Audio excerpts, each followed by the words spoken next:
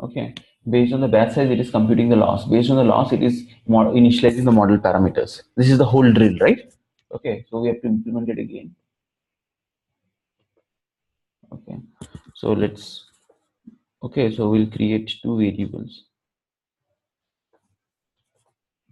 This is for one model parameters.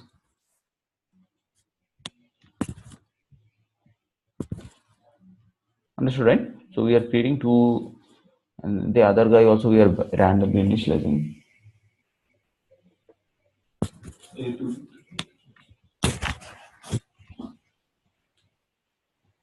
Okay, so you have another model parameter. Okay, now, okay, so we have, after that we have some normal distribution of data.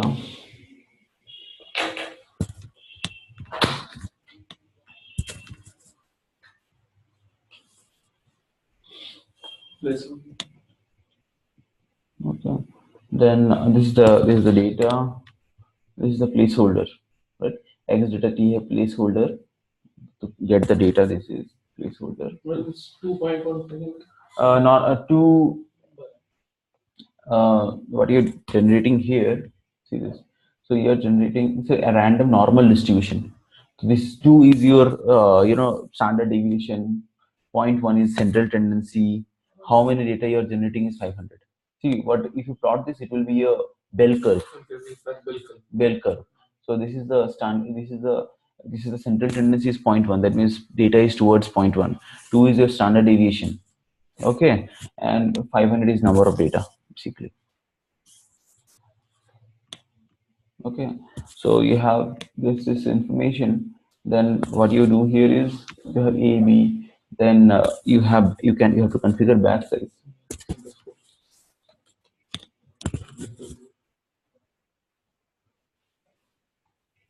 Batch size, yeah, 50, yeah.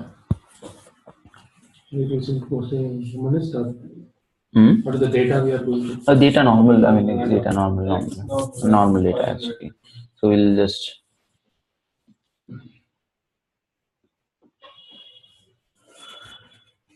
Okay, so and now that everything is done, we have to create sigmoid function in that function, right? Sigmoid activation is equal to tf dot sigmoid. Sorry, tf dot sigmoid tf dot and tf dot. Okay, so now, so since it is a vector now, so we will do a matrix multiplication ax plus b. Okay, tf dot matmul. Okay, x data, that is your placeholder, right? X data comma a 1, right? X data for a1 and add, right, comma b1. This is sigmoid. Then you have ReLU activation tf dot. It is inside NN. See, you have ReLU 6, right? Then ReLU 6 means if it is, yeah.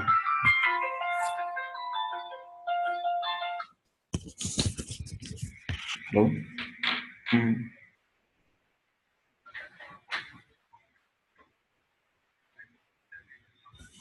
Okay.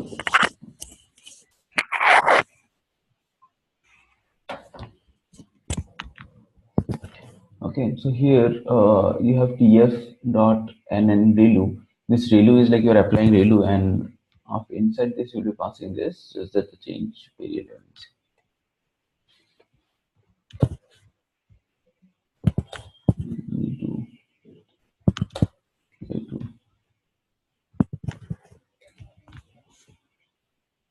The parameters are both same only. No. Values are data is same. data is same. the same data you're using. So then, and then you have to calculate loss function, right? So there is a lot of data, so you have to use reduce operation. Loss one. TF dot reduce mean directly we can do, right? Reduce mean. Okay. Now TF dot square. Okay. Then you are doing TF dot subtract.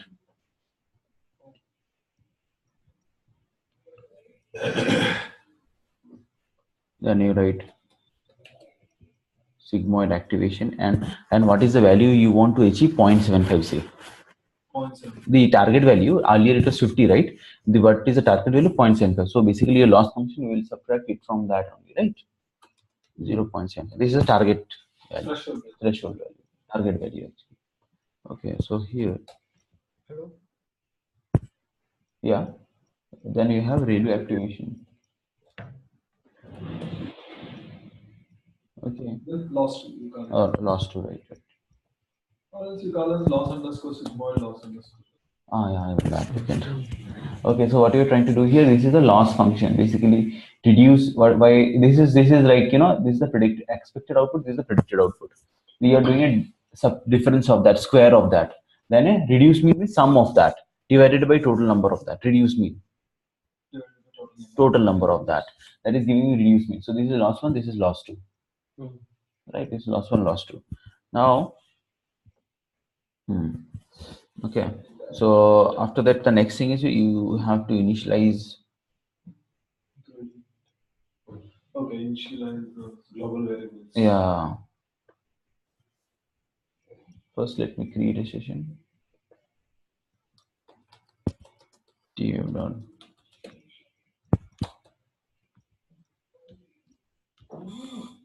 Okay, then initialize global variable parameters.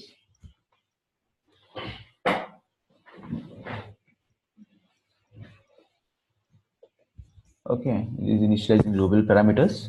Okay, all A and A1, B1, everything gets initialized. Then we'll use a gradient descent optimizer.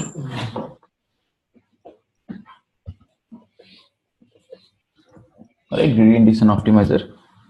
After creating a gradient descent optimizer, we will minimize using this gradient descent optimizer. We will minimize ReLU and sigmoid other loss. So batch is 50, jump size is 0.01. Yeah, yeah. Okay, now we will see the output.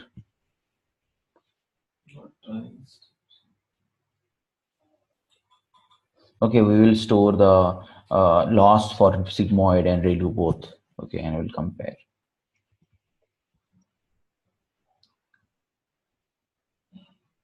Okay, so we need to store it so that we can plot the graph. So what we are doing, we are creating two placeholders. Okay, for I in range 500. Okay. Okay, then we basically have to see this is what we did similar to your linear regression. You randomly choose some contents out of the data. Randomly choose some indexes, and using that you need to divide your data into train test data, right? So for that, what did you do? Okay, and then this is same as what we did in linear regression. Okay, then do np random dot choice.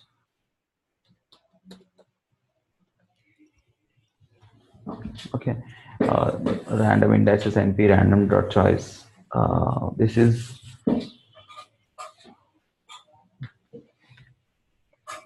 length x.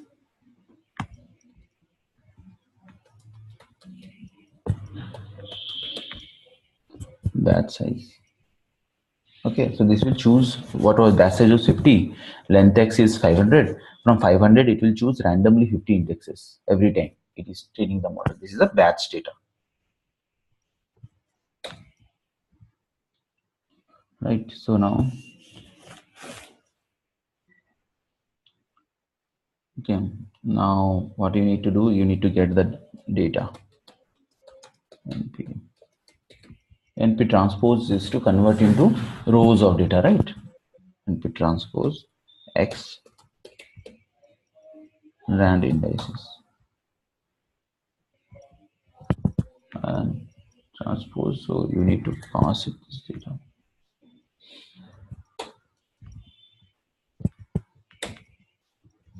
Okay. Now, of course, this is the data. So you have to train with the same data for both the sessions. Like train Sigmoid and ReLU, isn't it? This is a training step. Okay. So what you're doing, you're training both Sigmoid and ReLU. Same data you're training. We need to compare, right? So basically, you're training with same data for both of them. Field dictionary, so that this is the placeholder value which is coming from outside, right? So it is, yeah. So it is change the model. Now, basically, what you need to do, you need to calculate loss and append it to sigmoid and these two guys, right? Yeah. So, right. So because we want to store the loss information.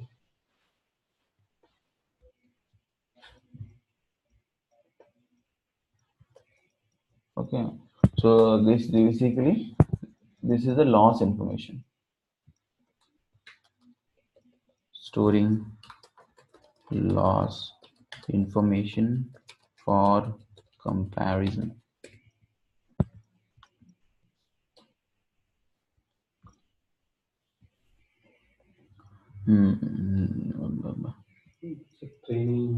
Execute the model.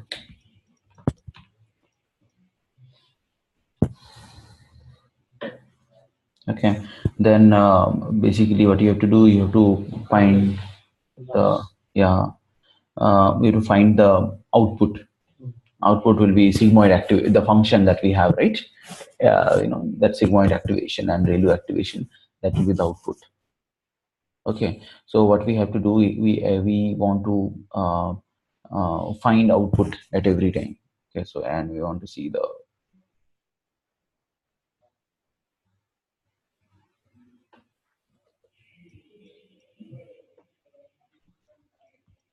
okay, you can see what you're doing. Sigmoid activation. Okay, and this is the data, and we are doing NP mean of it. Okay, and this is the sigmoid output. So this is the mean output. That means all the activation from all the batch data is generating this amount of mean data. See, if you do session.run sigmoid activation, feed dictionary x data x val, so it will generate some number, isn't it? Huh? For each x, it will generate one number, right? So what you're doing, you're calculating mean of it. Okay, you're calculating mean of it. You're saying that, this is the sigmoid output, this is a ReLU output. What do you want to do eventually? You want the mean output to be converging to 75, right? 0.75. Okay, so, okay, mean output. So let's see this now. So we want to print something. If I percentage 50 is equal to 0, okay, print sigmoid.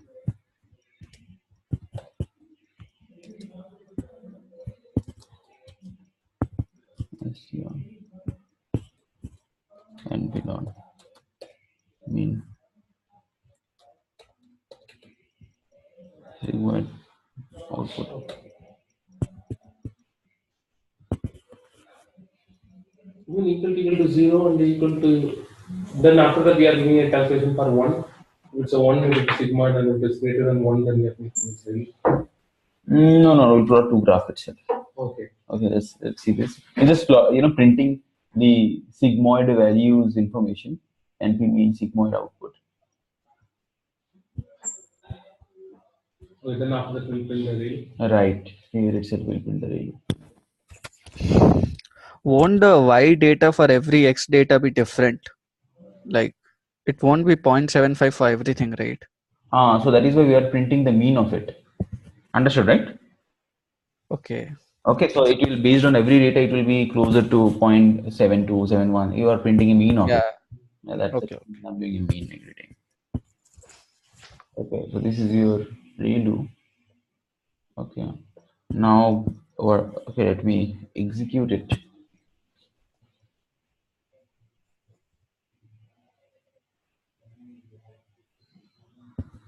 Mm, length takes no more one. What does length take? Oh, sorry, there is a lack of closing bracket here.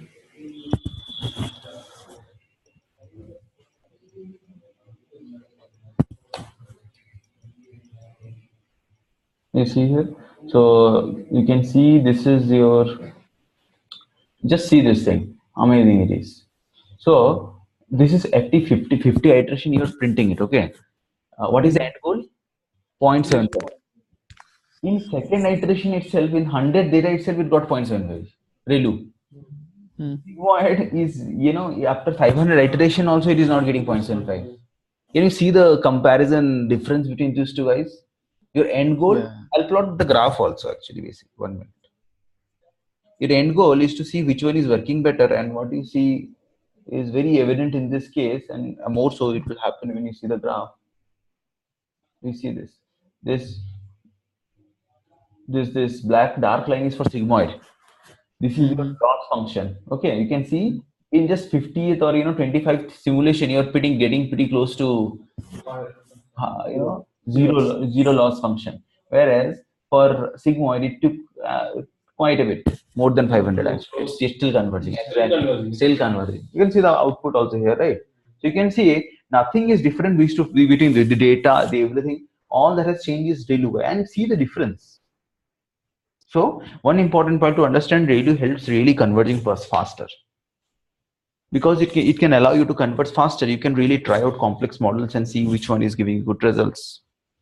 Hmm. So then by default we can use ReLU is by default very popular. Okay. Okay, so and one point of amaze here that there is no mathematical proof why ReLU is better.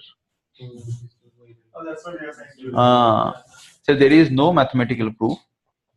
I mean, if you do that, you probably would get a lot of awards and all that. So there is no mathematical proof which proves why ReLU is better. This is more of heuristics and experimenting with people have realized that see in this case also high, very high. Not only simple difference but starking difference. It gets converged within. Uh, actually, I read it somewhere. Hmm. This sigmoid function and the tanh function, they fail because, like, at the end, right, their Uh, slope is very less. Like when the data is like towards zero, the hmm. slope is almost zero. Yeah, yeah, And yeah. when that So what that means, yeah, as we discussed in sigmoid, right? It tends to zero, tends to one. yeah, yeah. Okay, Same. right, right. It never reaches zero basically. So that is Yeah. why it actually impacts the convergence. Okay, but there is Okay. no proof why ReLU works better. I mean, of course, we know why sigmoid doesn't work better, but there is no proof why ReLU works. I mean, Yeah, mathematical yeah, proof. yeah, You of course can yeah, see that there is no yeah. mathematical proof which proves it otherwise. Mhm. So really, even if you have more data, now we have within 100 at least. If you have 10,000 also, Hmm. then it's like within one fifth, now looks like around one fifth itself we reach around the points. Right. Even when you have 10,000 data, also it will reach within probably around 2,000. Ah, it is pretty good actually. You will see very good behavior. I mean, you'll see most of the algorithms are using ReLU only. Okay, understood, right? Go on. Hmm.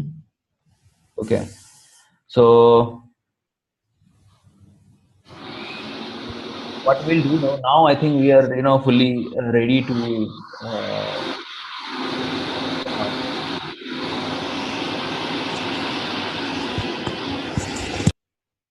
yeah. So what will you do now is the next step we'll try to implement one hidden layer neural network with TensorFlow and right. And what we'll try to do, we will try to use iris data. Okay, we'll have sepal length, sepal with petal length, and we'll try to predict petal length out of it. Okay, from all this data. Let's see now.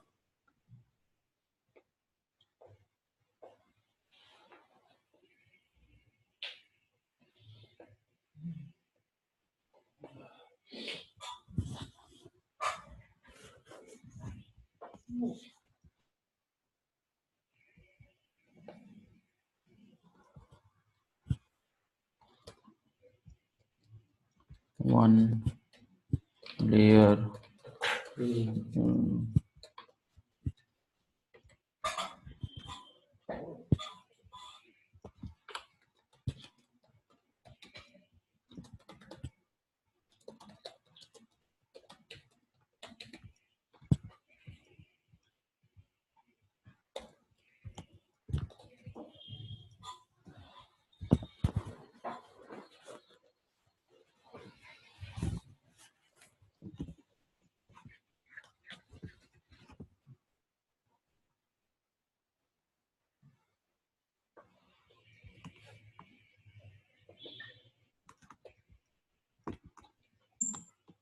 From sklearn and import datasets.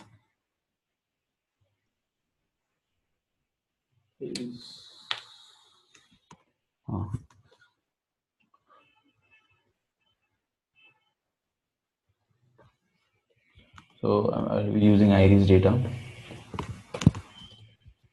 Okay. So yeah, x vals will be first three columns. Okay. NP. It generally doesn't take numpy array and all that. It will directly need sorry, it doesn't take pandas array and all. It will take numpy array only directly. Okay, NP array.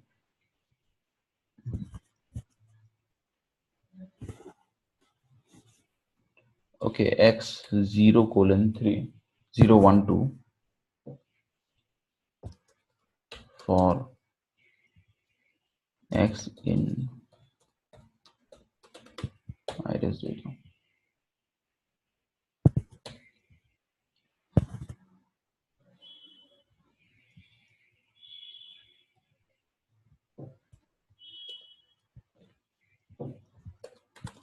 Y vals NP array.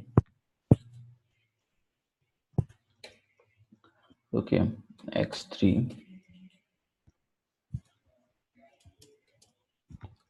for sin. Understood, right? So what you're creating basically now. Import NP is NP is not different. Yeah. For NP is Import NP.